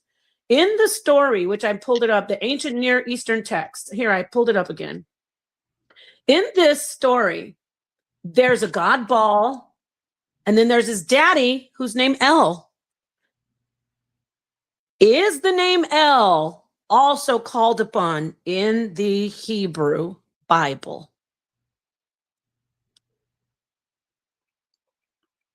Is the name El? Yeah. Well, El Elyon is. Yes, El Elyon, El the highest of all gods. Yeah, you're right. You're right. And there's no prohibition whatsoever in the Bible. So that's the highest God. And here I'm showing you, if you could take a look at this, it says Ugaritic myths, epics, and legends. I need to see something. I don't like not knowing. Yeah, just quickly. All right, I'm back. Written. You got to keep your same team if you win. Boy, that guy's gone. I'm trying to All right, let me see here. Okay, yes, it's 100% in the cuneiform. Gotcha. It's in the cuneiform. Okay, so I can't, like I said, I can't read cuneiform, but I can read English, and this is a translation. So I want you to see that it says Ugaritic myths, epics, and legends. I got this book. Good. I believe that you do. Recent text. Perfect. So if you have it, do you see where it says Ugaritic poetry falls into distinct metrical units, but these were not indicated outwardly by the scribes. In the following translation, every colon is printed on a separate line, isolated. I don't think this is the part I wanted to read. I'm trying to find where the gods. Let me go down. Here it is. Maybe it's here. Maybe it's here. Because it says God. It says he's a God. It doesn't say. I'm not refuting that it's a God. What I'm saying is because of the phonogram and the lexogram, all this stuff is coming from the Sumerians. It's being adopted by the Akkadians, which the Akkadians is a mixture of Amorites, which we know was in the land of Canaan, right? And that's when you get the Amorite expansion and all that stuff. So we know that they take their culture with them. And what happens is, instead of saying on, they end up saying el. Yeah, El. But they are referencing on or anu.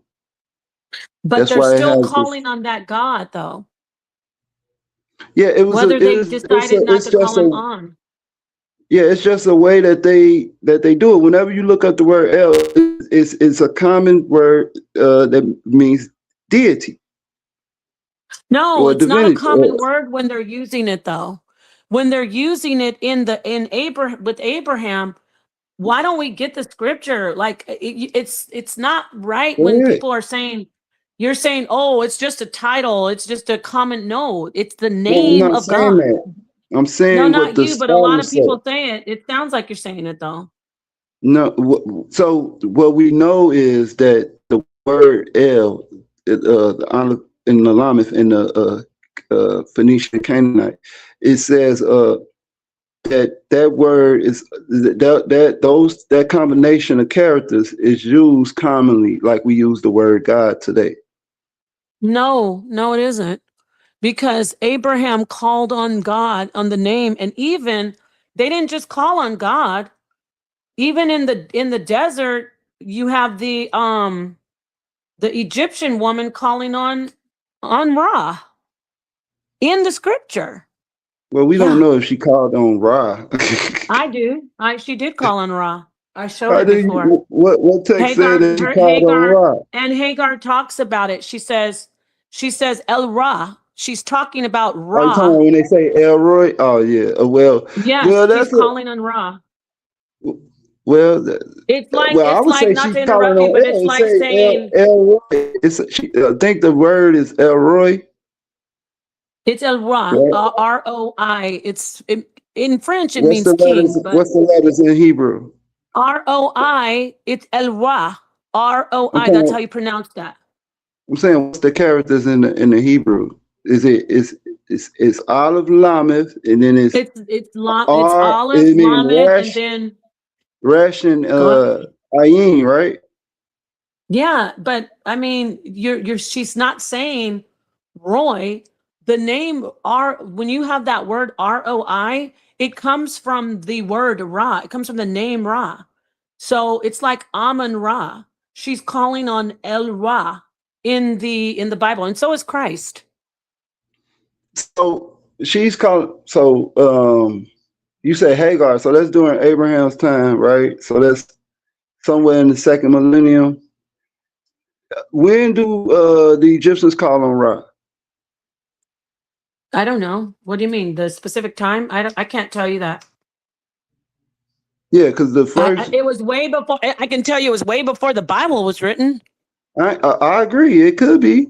I mean, Yeah. I agree to that. The Bible, I agree with that. But what I'm saying is, if they're writing text of their ancestry, right, and of their history, and they are saying that someone said El Ra, and you saying that this is referring to Egyptian deity, Amun Ra. I think Amun Ra gets called on in Middle Egyptian during in the Middle Egyptian period when they synchronize the two Wait. books. No. Stop. It doesn't matter. It predates the Bible. Well, Middle I don't know Egyptian. what time. I appreciate you giving dates. I'm not saying I should disregard dates, but it predates the Bible by what? It could Millennia? predate Sumerian, predates that. So it's Yeah, I'm not, but I'm that pointing don't. out that not only do they call on El, I'm going to get the scripture for you right here. In Genesis 16:13, it says, Hagar names the Lord, thou God seest me. Ra is the seer.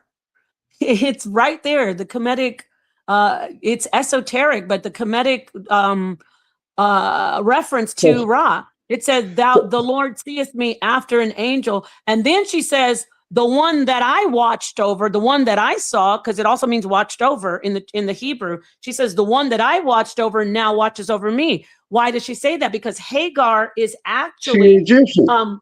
She's Hathor, but she's Hathor in the Kemetic, and Hathor is actually Sekhmet, who watched over Ra. So she's literally in the text saying, the one that I watched over now watches over me in the desert. And that's written in the Bible. So what's my point? There are gods written in the Bible that are referenced and revered, but they didn't, the Masoretes couldn't get rid of it. And it's there when you look at it. Just like we can see El Elyon is a god, a name of God that's praised, that is from the Ugaritic pantheon. It's not originally, there's nothing, I'm sorry.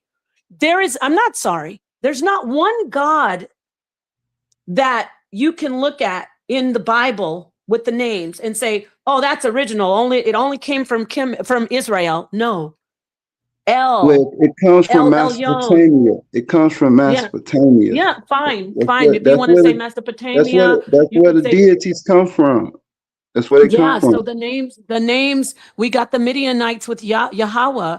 We've got, even when you look at the Hyksos in Kemet, which are the foreigners, so it could have been Midianites, it could have been anybody. They're the Shasu. We talk about Yahweh of the Shasu, and then people say, oh, that's a region. So what? It's a region. It's a region named by the God. The Hyksos is not the Shasu, but I understand what you're saying. No. I'm saying like the foreigners that are in Kemet were all called Hyksos, whether they were Shasu, whether they were so-called Israelites. Foreigners were Hyksos. You had Nubians that was called Hekasus. Yeah. I agree. Yeah. So that's what I'm foreign saying. rulers, It's like foreign chieftains. Yeah. Yeah. So I agree. So going back to what we were discussing, today it's easy to say, well, it's just a name.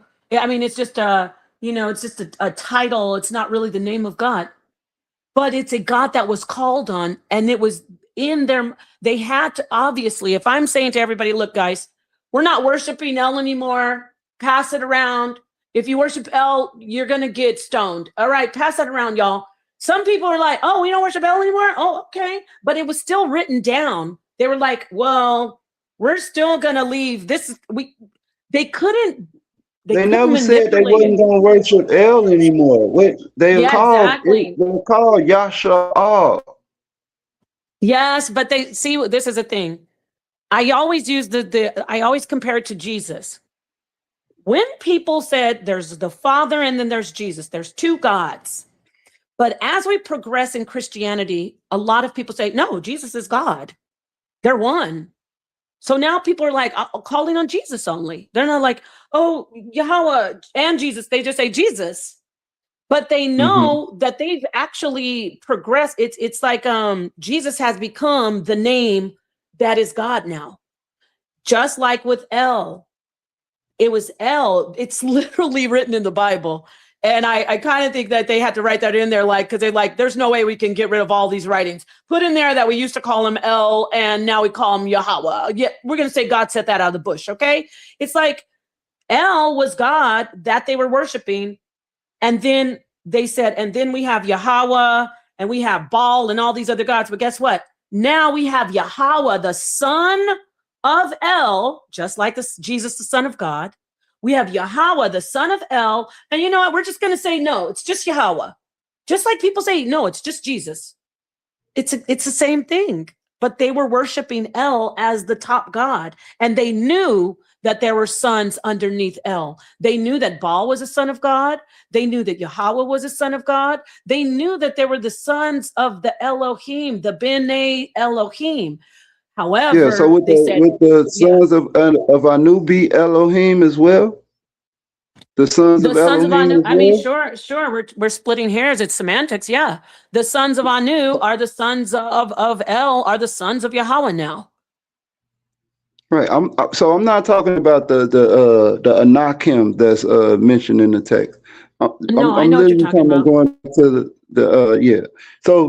So we see it's these pantheons, right? But what I'm saying that it's a cultural continuity, and over time, like you say, the words that meant a specific deity become common. I can give you an example. The Greeks had a deity named Nike. We wear Nikes on our feet today. We're not thinking about it being related to a deity. So we know that words over time it becomes it gets a common name. And then you got loan words and stuff like that, where you take a word from another culture and then implant it in your language, and it has a different but similar meaning. You know what I'm saying? Yeah, but that's not the, okay, I get what you're saying, but my example about Jesus is way more easy. It's way easier for people to wrap their minds around when we're talking about But worship. I get what you're saying about But if shoes. you're trying to confuse them though, but No, I'm not. You're trying to confuse. I'm talking about shoes. But it That's really what gets, that was an example, but so it yeah, really it was a gets bad one. It was a bad convoluted. example.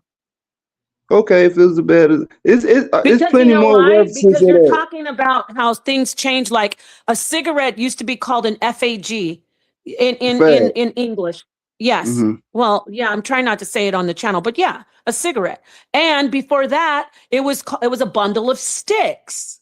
Now we know what that word is. It's a slur word for a certain group of people. So words change, but that's not a good example when we're talking about worship and the names of gods. In the region, they worshiped El, and they knew El was the god of the pantheon, the Ugarit pantheon. They knew that was the god. They knew that God, if you want to say Anu, I'll go with you on that as well. If they knew that Anu and El were the head of a pantheon, they worshiped that God. I'm talking about the Israelites. Before they were Israel, Abraham said, you know what? I'm just going to worship El. I'm not going to mess around with these sons of God. You got it. Good job, Abraham. You stay away from those sons of God because the Most High is the power. That is good. Melchizedek was like, you know what? You're doing great. You're doing great, Abraham. Keep it up. So he was going around and all of them were but guess what? Jacob was staying with Laban, and Laban was worshiping the 70 sons of God. And so, Mm-hmm. of course, along with El, and then Jacob's like, you know what? I'm not worshiping any more of those 70 sons of God. Y'all throw all your idols away. Take those earrings off. But then, you know, the story, she wanted to keep one of the. So as we go forward, then they leave Canaan and they keep on doing their worship in Kemet. They're still worshiping these gods. That is why we can see stuff like when it says the Yahweh of Shasu and different things in Kemet, where we can see they held on to I guess that's not a good example. So put Yahweh, because I don't want to go with Yahweh right now. I'm gonna stick with El. So they were doing that Canaanite worship in Kemet, but then they started picking up Kemetic worship. That's what happened, because when Abraham went to Canaan, he picked up Canaanite worship. When Jacob and all his sons went into Kemet, they picked up Kemetic worship and they started worshiping those gods. Moses was like, y'all, come on together. I was hanging out with Jethro in the desert. We're only going to worship this God, and his name's Yahweh. So just stop it. That's what happened. But it's still the gods that you get what I'm saying? It's still the same gods. They just tweak it and change it to fit their people and their ways of worship. That's it. That's it. Yeah, Go ahead. I know I said a lot, but it's one God, the creator of all. That's the. So if you're saying that, then yeah, I agree with that. Everyone says that, you know. there's one God. This deity, he had emanations of him, which is represented as his children, and which would you call Elohim, or I would say the Sumerians called them the Anunnaki, the Egyptians call them the Nataru. You know? Yes. So you're right. So that's why I'm at with it. So I'm seeing a cultural continuity coming from out of Mesopotamia, going into Canaan, going into Egypt, and getting to the Greeks later on. I think the Greeks call them the Olympians or something like that. So, and then, but the difference is the people were idolaters of these things that emanated from the first source of existence, right? So I'm talking about like celestial bodies or astronomical alignments. And what they would do, they would make a physical representation of them. And Right. by doing that, because the people, I'm pretty sure everybody know that the celestial alignments and stuff and constellation stuff, it has certain influences. Excuse me, GP, and I don't want to interrupt. Servant, or you got to patterns. turn your camera and let me see who you are, and I'll let you up. I have no problem. I just got to see who you are. Go ahead, finish, GDN. Once you turn your So camera on, let me see. I'll let you up. what I'm alluding to is Chaldean. This is Chaldean knowledge that was before the flood. That was transposed. Okay, Right. fine. So I could rock with that. I can go into So, but the can you rock with apocryphal. this? Wait, Okay, go excuse ahead. me. Yeah, brother. Yeah, I gotta see your face. Hold on, our sister, whoever. I can't see your face. I'm gonna have to see you, who you are, and then I can let you up. You can turn your camera off, but I gotta see your face. I only see So darkness, there's one darling. God in All I everyone. see is darkness.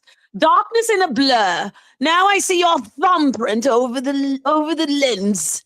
I can't see you. What's with the light? What are you putting the light in my eye for? What are you up to? Who sent you? Let me see your face. It's all blurry. Take the tape off your camera. I don't blame you because you know they be watching you.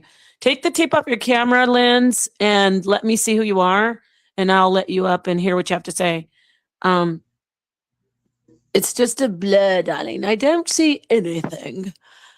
I don't know. I can't see you. What? Wipe your lens off. Hell. Anyway, let me say this to you though. I'm gonna ask you a question while he's getting that, or she. I don't know who it is, getting it together. Would you say that the Israelites are monotheistic, or do they practice monolatry, which is obviously, I have it right here, the belief in the existence of multiple gods, but worshiping only one God, one chosen. Which one are they? Are they Is that monolatrous? I would say they were henotheistic, and Okay, they so go because ahead. they've been put through so many different cultures, and then they Go ahead. came to worship the one true living God, which is defined as I'll be existence, right the there. highest state of power. So, which is El Elyon. So, uh, I would say that's what they began. That's what they came to worship. Okay, so that's fine. The one, Let's go ahead and the tell one people true what God. you're saying. So the brother's saying henotheism. Henotheism is the belief system that acknowledges the existence of multiple deities, but specifically worships or devotes singular attention to just one supreme God. Okay, but they specifically worship or devote. Okay, we got you. So that would also be monolatry, right? Because they know there are other gods, but they only worship one God. Correct? That so you agree that they acknowledge obviously other gods because they say don't worship those other It's gods. in the text. It's in the text. It say, "Don't worship the Yeah. gods of Egypt. Don't worship the gods of." It's the host of heaven. So, but the host of heaven is driven by force that's invisible. You see, Let me let this it person comes up. from a I'm listening force to you. that's invisible. The Egyptians called it the Amun. Mhm. Which translates to hidden, the hidden one. Invisible. Yeah, yes. Thank you, GDN. I appreciate you bringing the another perspective. I brought you up, servant. I don't know if your camera's messed up, but what do you have to say? People can't see you, but what do you have to say? Okay. Well, I was listening to the topic a little bit, and I think that the scriptures kind of make it clear that we are to become sons and daughters of the Most High, and it's by following the examples that we have. There's always like a Jacob and an Esau. There's one who's in the world losing the blessings, And then there's the one who is gaining the blessings by listening to her. She's guiding him. She's wisdom, the mother, that kind of thing. So it's like, as long as we don't lose the perspective that the scriptures are just designing us to be loving as his spirit. See, that's one thing that a lot of people don't understand is who he was different from the world, but what he did was love. So when we're loving, we're becoming more like him. Does that make sense? Yeah, that's great. That, I mean, I don't have a problem with that. That perspective. That's a great add. So you don't dispute that, like Christ says, isn't it said that ye are gods? Right? That's what you're saying? Yeah, it falls in the line of like becoming his family.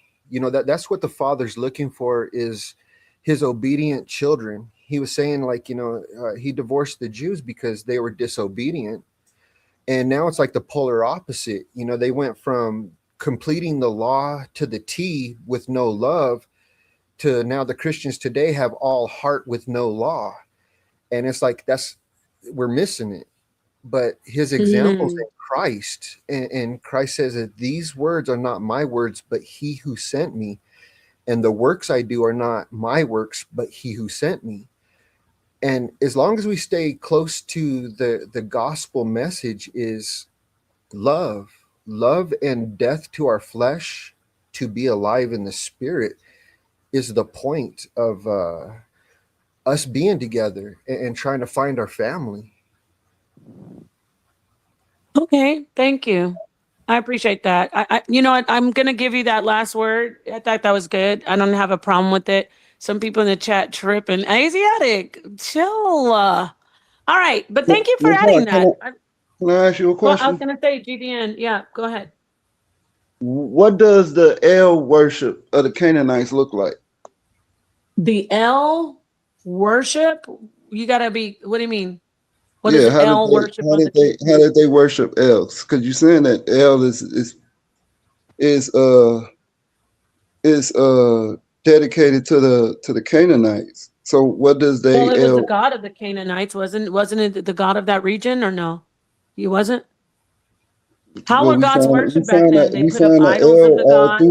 all through the Near East. But what I'm saying, like Right. you can look in the Ugaritic text, like how did they reverence, or if they even did reverence the deity El? Because I think they reverenced the Which deity one are you talking Baal. about? Canaanites in that area, in that region? You said in the Near East, right? Yeah, So they worshiped just like the Israelites worshipped afterwards. They did sacrifice.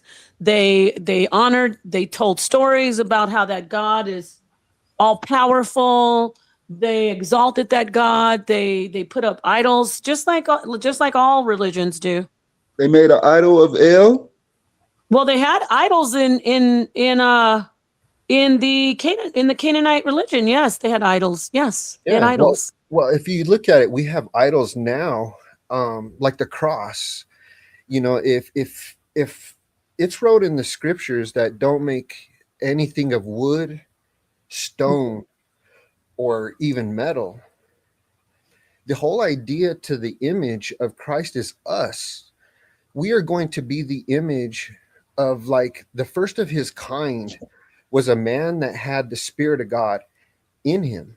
It was the first time ever. And that's why he says he's the first of his kind, and that we are to be like him.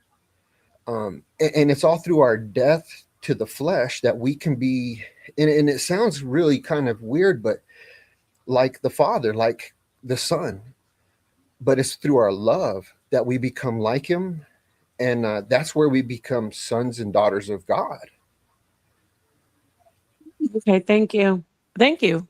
Listen, I haven't heard anything that I disagree with. So thank you for adding that. But I do want to get back to GDN. Thank you for adding that, servant. So yeah, did you not are you disputing that L was symbolized with idols? You don't know that, or my friend? Huh? You talking to me? Yeah, I said GDN. Yeah.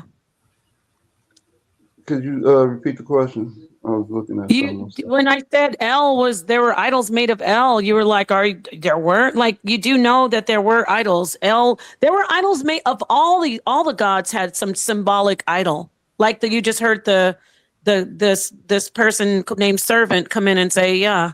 So you agree with that, correct? What was your line of questioning? What was the point you were making? I'm gonna let you have the mic again. What were you trying to ask me about when you said, did they worship El? Yeah, because I wanted to know what was the Pacific worship of El like? Was it like you say, was it idolatrous?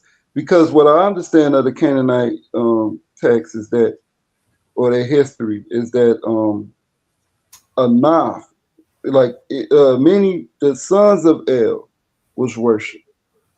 The sons of El was even called El. You know, like the sons and daughters of El or whatever.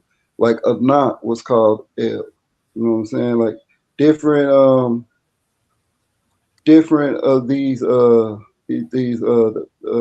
children of El was referenced as El as well in different regions, different countries in that region. And they worship El, right? You agree they made statues and symbol idolatrous symbols of El, like idols of El, and like, the bull El, the statue that's really common where you see El holding his hand up and So in the Eucharist, right? So the bull El comes from Samaria. It comes from Samaria. It's called the bull of heaven. That's what it was called. Okay, well, it's also, you asked me how they worship. You said, how do you think the Canaanites worshipped El? Yeah. Right? So yeah. So you agree that they worshipped El just like the Israelites worship Yahweh, sacrifices, making idols, which, even though I get it and I follow the commandments, but there were things created. The Most High, let me say this. Let me dial back. The commandments say, don't make any idols. It doesn't say, it's like, do as I say do, don't do as I do. Get it? Like the Levites made they created the entire temple. They had the ark, the mercy seat. They made these things up for God, for the Most High, right? But they said, you guys can't do this. We're doing it. Even when they said, don't light a fire on Shabbat, they still lit a fire every day for the temple, but people couldn't do it. So what am I saying? They did. The Canaanites, as I said before, the Israelites picked up things and then they formed their own religion. They picked up things from Canaan and then they picked up things from Kemet, and then they came out and said, no, we got our own thing now. And this is what we're going to do. And we're not going to do what we used to do. But the gods and the traditions are very much, as we see, still there, just kind of new and improved, like Christ. Yeah, and they would take gods and from other cultures and substitute them and say we're going to worship this deity. Yeah, they would do that. Okay. I want to read something from Philo when he mentioned Abraham. Okay. Sure. And then I think, if you don't mind, I'm going to probably close it down, but I definitely am not rushing you, but I just am shutting it down soon. Ralph Ellis knows that the natives were Hyksos. Shout out to my buddy, Ralph Ellis. That's one of my, I'd say, colleagues. I got to get in touch with Ralph. I like what he teaches about the Exodus. May I ask? What were you going to say? Sure, go ahead while he's looking that up. Don't you agree that we're still doing the sacrificial acts today? Who's we? Us. When you say we, who are you saying? Who are you talking about when you say we? Well, the point of Scripture is like, so the lamb was led to the slaughter and was dumb before the shearers. Now he says that we are to not complain nor murmuring because the children who did it, they didn't get into the promised land because of it. We're required to give up our fleshly desires, our life, in exchange with walking with him. That's the marriage, is the Holy Spirit guiding us and walking with us. But when we don't walk in step with the holy way, we can't walk with them. And that's why a lot of the scriptures are about like adultery or fornication, is because he wants you to know how serious it is to court, in the sense like a husband and wife coming together, is that you don't do things that are defiling. I don't know. Have you ever seen it like that? That we are the sacrifices today of our taking up our cross daily and not living the that's life we scripture. could. Well, Paul talks a lot about that in the Pauline doctrine, definitely about, how do you say, mortifying your members and sacrificing, to die, to live is Christ, to die is gain. A lot of that. And I did do it. I had a debate about the sacrifice of ourselves and how God does, the Most High does, smile down and require, thank you, sacrifice. And the guy who is a Christian, he didn't understand the concept that definitely what you said, there is a lot of that in the Christian teachings. And Christ was the ultimate sacrifice. And he showed, listen, what did he say? A man who tries to save his life will lose his life. So I have listen, what you're saying right now, it sounds like you're Christian. I think you're Christian, and I appreciate you coming in and saying these things, because even if people don't agree with being Christian, the things that you're saying they're not anything that would make somebody do bad or harm another person.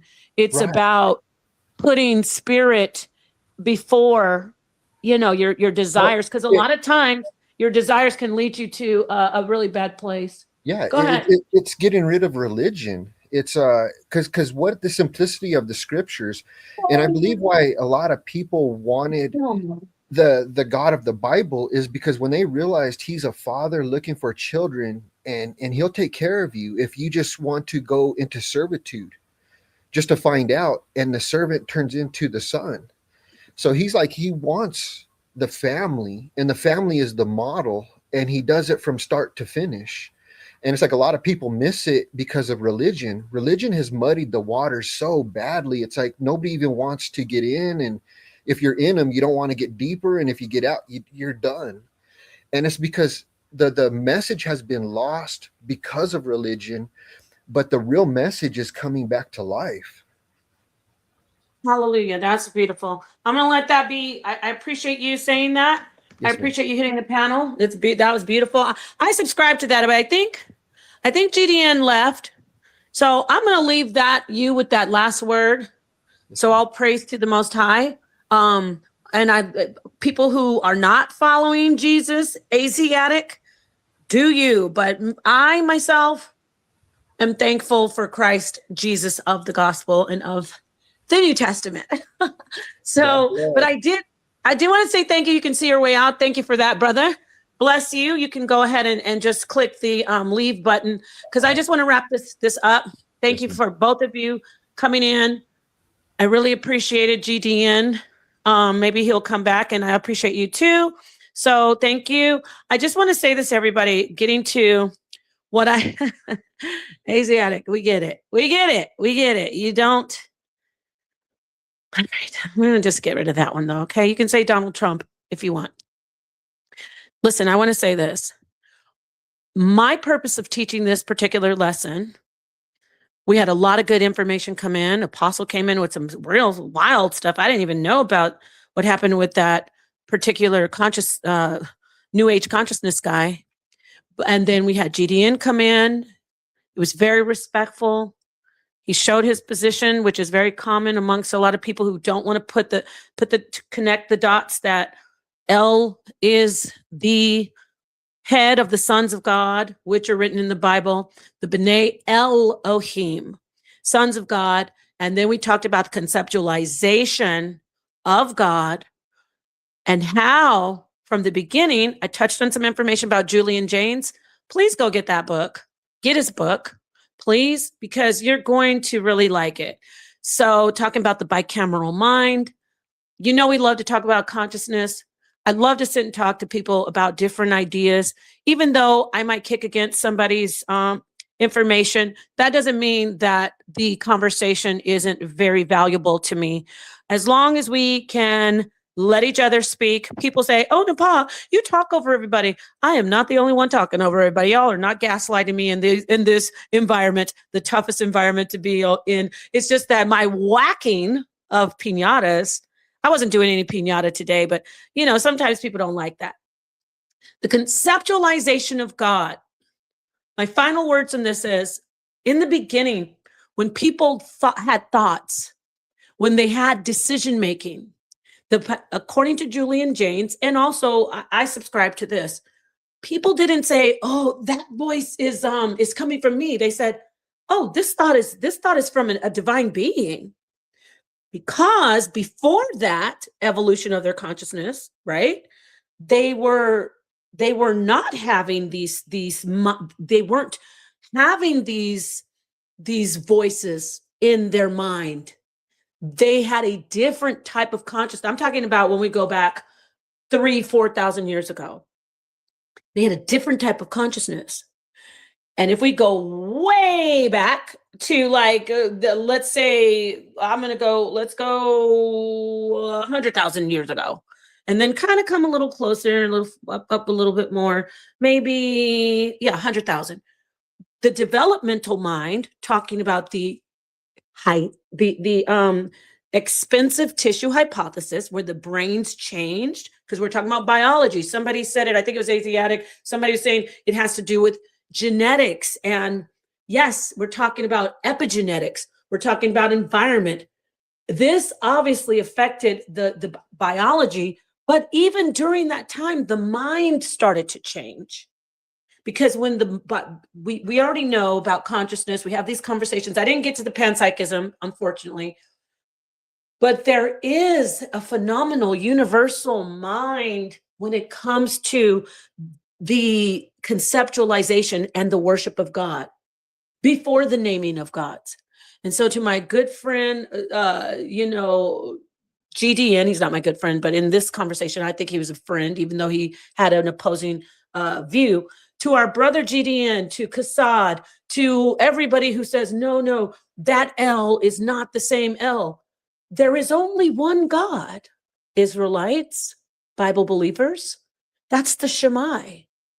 Listen, O Israel, our God is only one God, but that one God has very many infinite spaces and existences, infinite sons, not just 70. So when I say to people, the Elohim were God, but they weren't God. They were a council of divine beings. They're an extension, so to speak. Not trying to talk about the Kabbalah, but when you look in the Kabbalah, you talk about the Ein Sof, you talk about the reduction, God condensing self and giving a part of God's self, the unfathomable God, giving a part of self with very many different facets. That is what I'm trying to say. So when we look at all these gods that we've separated ourselves from, like, oh, my God is, we talk about tribalism, xenophobia. Your God is an evil God. My God is this God. We have done that. We have done that. And do I subscribe to it? Yes, I do subscribe to it. But I know it is a tradition. I know it is a tradition. I know it is not something that I should just fight people to the death over. I know that there is only one God and one power. And then we have the sons, so-called sons of God and daughters of God. And Christ said, he quoted when he's going back to the Tanakh, he was quoting Psalms. He said, does it not say that ye are gods? See, Christ in Psalms 82, it's saying that the El Elyon is addressing his sons, which are the different Elohim, right? But Christ said, but guess what? You are the Elohim. You are equivalent to them. And that is why I also teach that Jesus is the serpent in the garden, because Christ, if we look at the concept of Christ and who Jesus as the actual spirit Christ is, Jesus went and told the people, he told the humans, no, you can eat from the tree, or you can learn what is good and evil. You need to know what is good. You need to know the difference between good and evil, the tree of good, the knowledge of good and evil. How else can you be gods? How else can you be judges? How else can you be Elohim? How else can you be Bene Elohim, the sons and daughters of God, the children of God? So thank you so much for tuning in. I really, really love these. And today's a special day for me. It is my birthday. So y'all will be hearing from me very much later on. But yeah, I just want to say thank you so much. Peace and love. Mwah. Peace to the darkest minds of the light. And I did this lesson because I want to keep doing a series of Bene Elohim, but also because Sanet was trying to talk crazy earlier, talking about when was God created. Good question, but still crazy, because he was like, see, we created God. I'm not going to keep on going in circles, but you get what I'm saying. Let's see. Canaanites got drowned in the, you be talking, listen, Asiatic. Thank you, John Doe. Asiatic, you're going to have to get in here and do a lesson. All right. Next time, I want to hear from you. I want you to come in and do a lesson, or at least hit the panel. I appreciate you coming in and listening. You know, you've come a long way. I'm gonna go check that chat over there in those rough YouTube streets and see if you're in there saying some stuff. I don't really care though. It's all love. Peace to everybody. Thank you for tuning in, and have a wonderful, blessed hump day. It's Wednesday. Yeah. So anyway, peace.